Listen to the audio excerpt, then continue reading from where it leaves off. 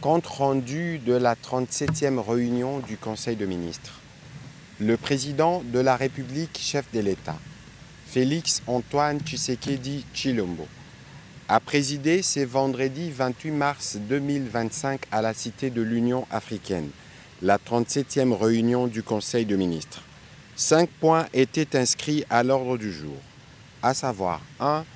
Communication de son Excellence Monsieur le Président de la République. 2.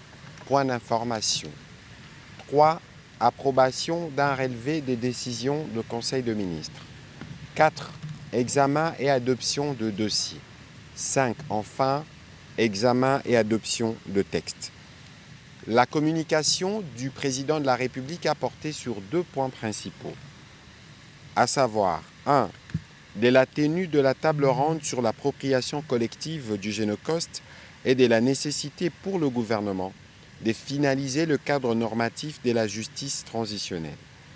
Le président de la République a rappelé que depuis 2022, notre pays observe chaque 2 août une journée nationale de commémoration en hommage aux victimes des tragédies humaines qui frappent la République démocratique du Congo. Cette date symbolique se veut à la fois un acte de mémoire, de reconnaissance et de mobilisation nationale face aux drames multiformes, massacres, déplacements forcés, violences sexuelles, spoliations, exterminations ciblées et autres qui ont endeuillé notre nation et continuent encore aujourd'hui à peser sur notre conscience collective.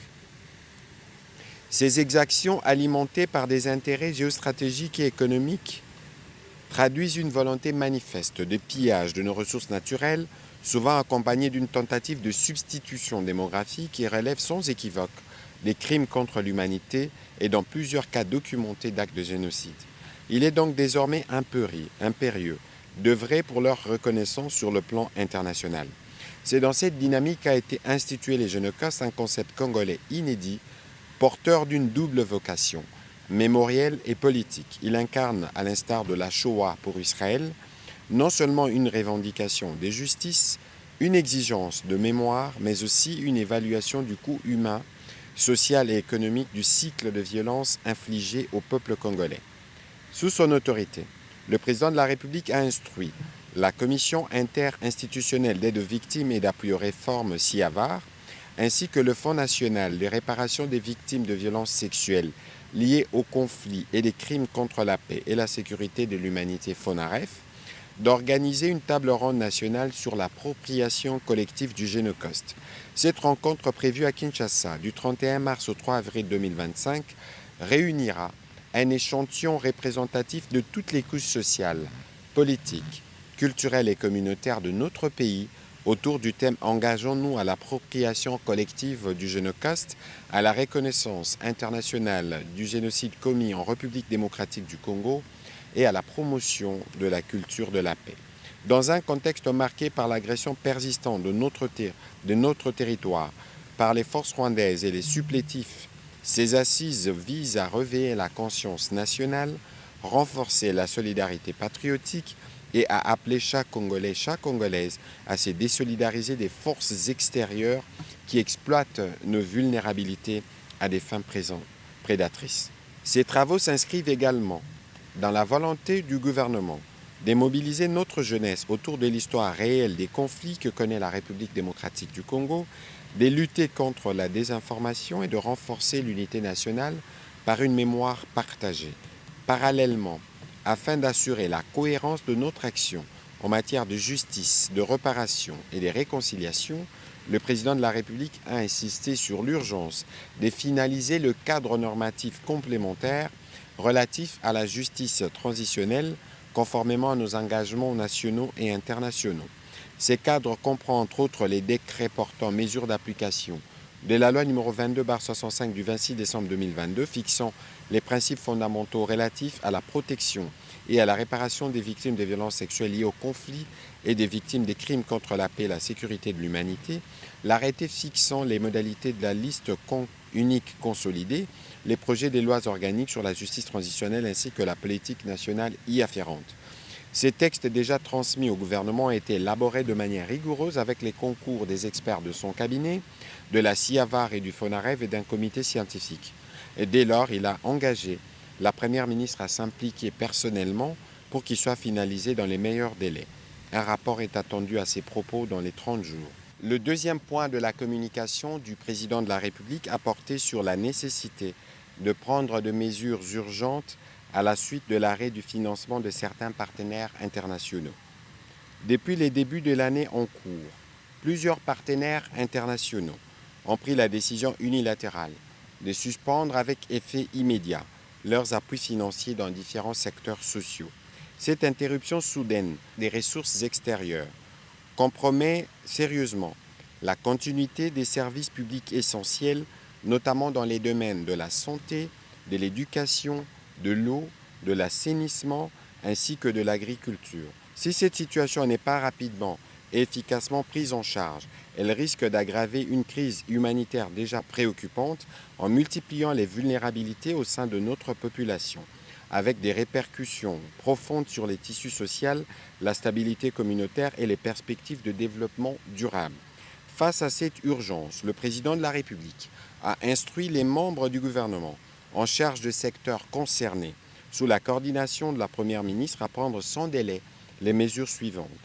Mener une analyse rigoureuse et exhaustive de la dépendance actuelle de nos secteurs stratégiques aux financements extérieurs, en particulier dans la santé, l'éducation, l'eau, l'assainissement et l'agriculture. Cette évaluation devra déboucher sur la formulation des mesures correctives concrètes et adaptées en vue d'atténuer les effets négatifs de ces structures de financement. Élaborer un plan national de transition structuré et réaliste permettant d'assurer la continuité des services essentiels à la population. Ces plans devront intégrer des mesures d'urgence à court terme, mais également des actions durables visant à renforcer la résilience de nos systèmes éducatifs et sanitaires, en portant une attention particulière aux aspects suivants: ressources humaines, infrastructures, équipements, approvisionnement en médicaments, accessibilité et qualité des services. Procéder à une révision stratégique de nos priorités nationales en réajustant nos plans sectoriels et nos cadres d'investissement.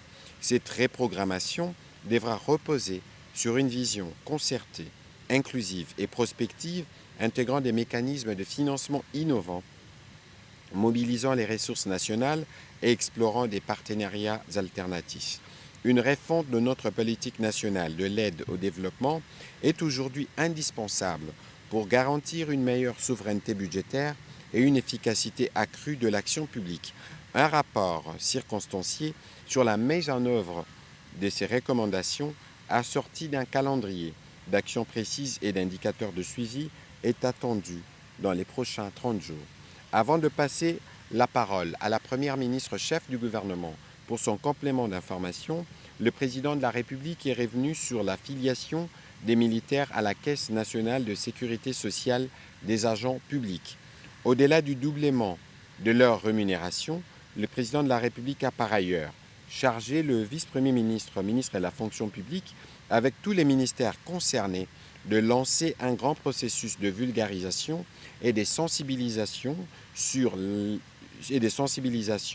des réformes sur le nouveau régime de sécurité sociale du personnel militaire, aussi bien de l'armée et de la police, porté par la CENSAP, à Kinshasa comme en province, afin de permettre aux bénéficiaires ainsi qu'à leurs dépendants d'être parfaitement informés des avantages liés à ces nouveaux régimes contributifs, tant en ce qui concerne l'amélioration de leur retraite et la nouvelle branche couvrant les risques professionnels. Dans la suite de la communication du président de la République, la Première ministre chef du gouvernement est revenue sur la nécessité de mettre en place un cadre permanent de concertation avec les partenaires du secteur privé dans les prolongements de la réunion du haut niveau sur le plan stratégique du climat des affaires tenue le 20 mars 2025 sous le haut patronage du chef de l'État. Elle a présidé à ces propos une réunion du comité des conjonctures économiques du gouvernement, élargie aux partenaires sociaux, dont notamment la Fédération des entreprises du Congo, la Confédération de petites et moyennes entreprises du Congo Copemeco, l'Association nationale des entreprises, ANEP, et de la coordination intersyndicale nationale. Dans un esprit de dialogue ouvert et constructif, La réunion avait pour objectif de promouvoir le rapprochement entre les secteurs publics et privés en vue de favoriser l'instauration de réformes structurelles et conjoncturelles qui prennent en compte les attentes du secteur privé en vue de stimuler les développements du tissu économique national et promouvoir le Made in Congo. Ces cadres permanents de concertation avec les partenaires sociaux permettra également la redynamisation de groupes thématiques existants, la relance du comité de pilotage du climat des affaires ou la création d'un cadre ad hoc, la mise en œuvre d'une stratégie de remboursement de la TVA et la mise en place au sein du guichet unique d'un couloir plus adapté aux entités économiques évoluant dans les secteurs informels.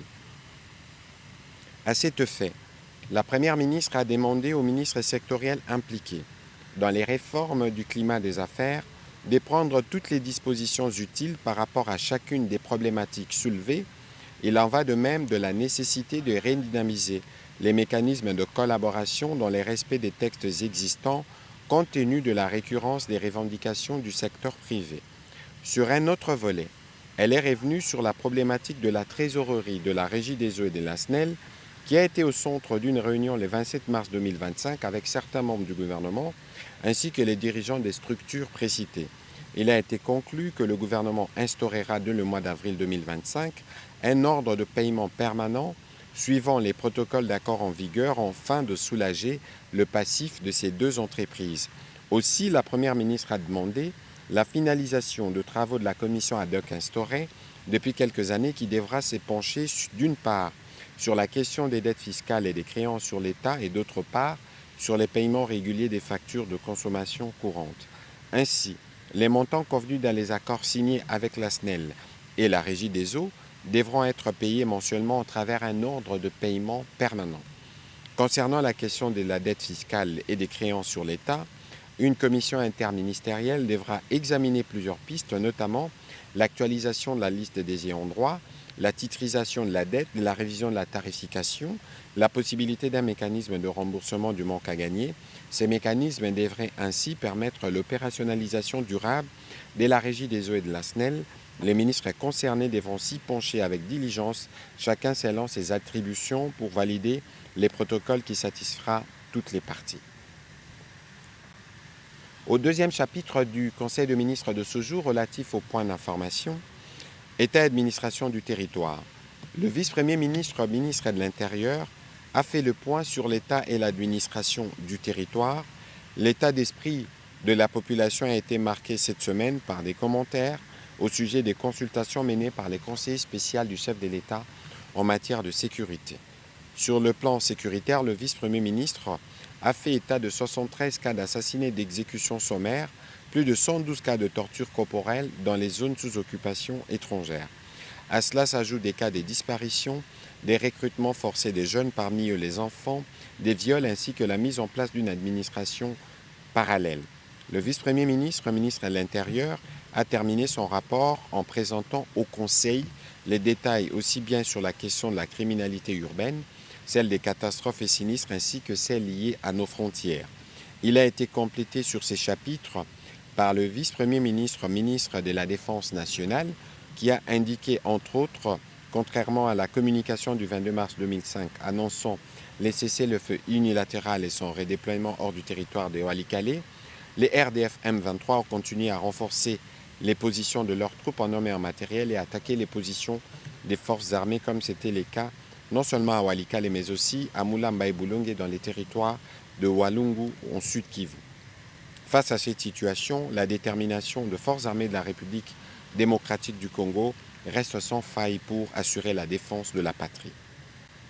Au sujet de la situation épidémiologique en République démocratique du Congo, avant de présenter cette situation, le ministre de la Santé, Hygiène et Prévoyance sociale s'est apaisanti sur la situation sanitaire des provinces qui sont sous occupation rwandaise. Au Nord Kivu, du 16 au 24 mars, il a été enregistré 38 nouvelles admissions des blessés et 10 décès à l'hôpital des références de Walikale, portant les cumuls de blessés à 5 751 et 1 599 décès intra-hospitaliers. Au cours de cette même période, 11 établissements de soins ont été pillés et vandalisés par la coalition criminelle.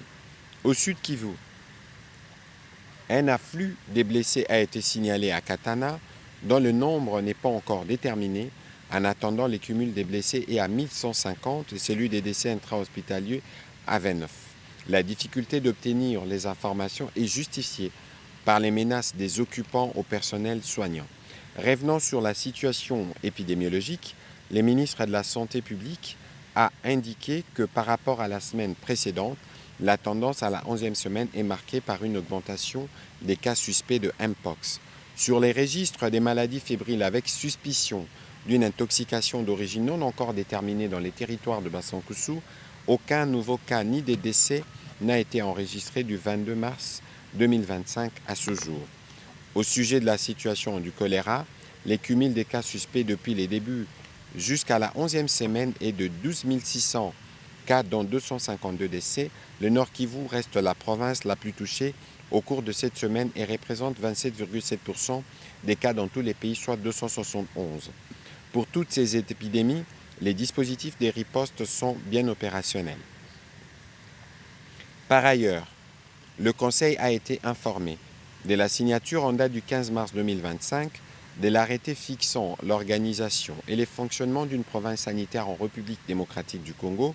Cette mesure d'application de la loi fixant les principes fondamentaux relatifs à l'organisation de la santé publique vise à rapprocher les services de santé de la population ou des utilisateurs dans le cadre de l'implémentation de la couverture santé universelle.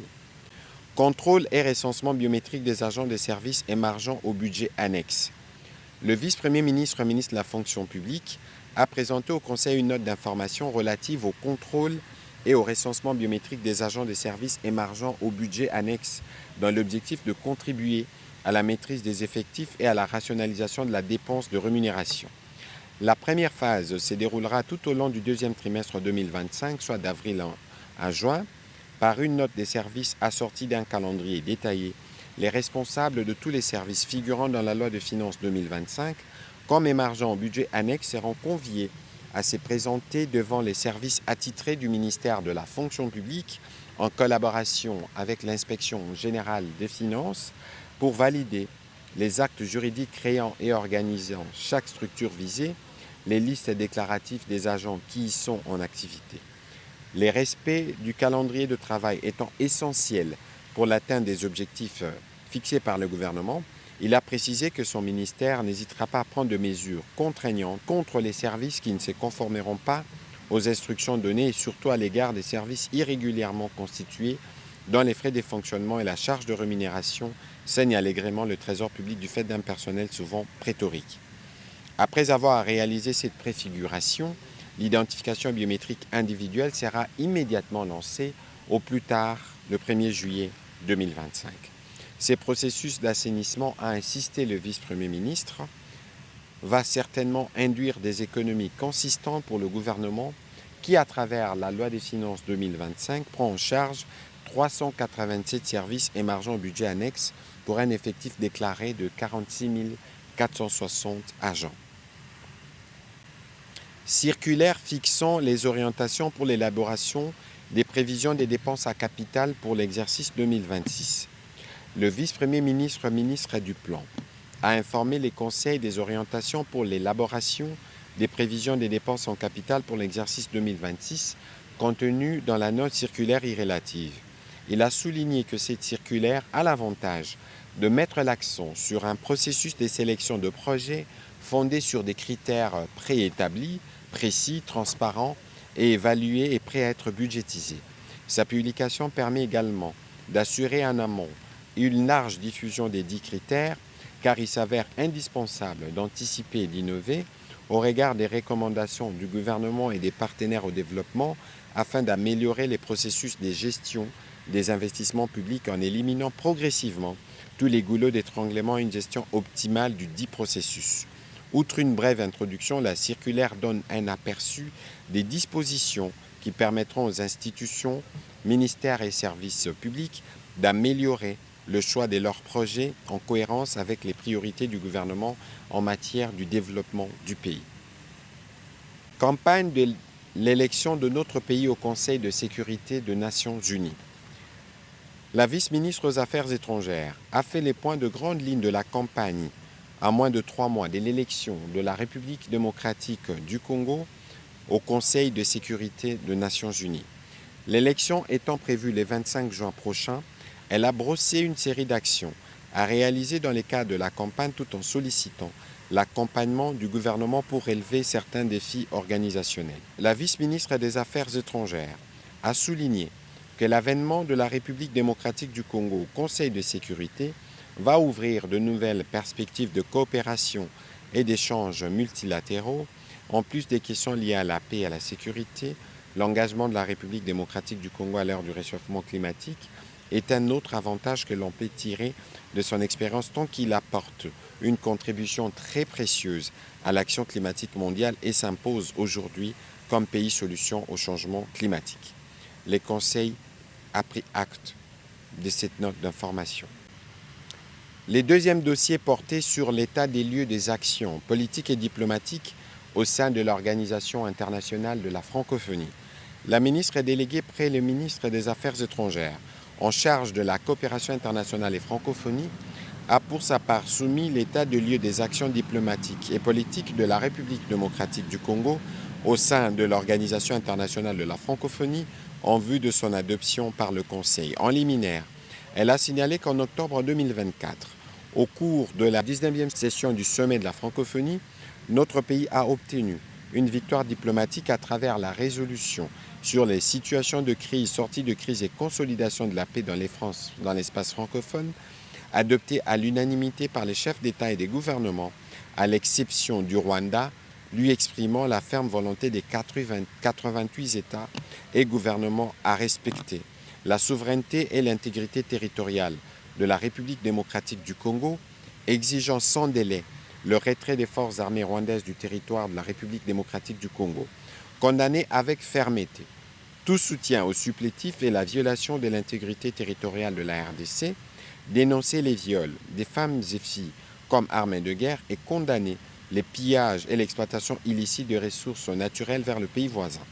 Pour poursuivre ces efforts, la ministre déléguée en charge de la coopération internationale et francophonie a proposé le refus de la RDC de participer à la 46e session de la conférence ministérielle de la francophonie prévue à Kigali au Rwanda, les reports de la mission d'information de la francophonie au mois d'avril 2025, l'urgence et l'opportunité de solliciter la mise en place d'un comité ad hoc au sein de l'OIF en faveur de la situation humanitaire en République démocratique du Congo.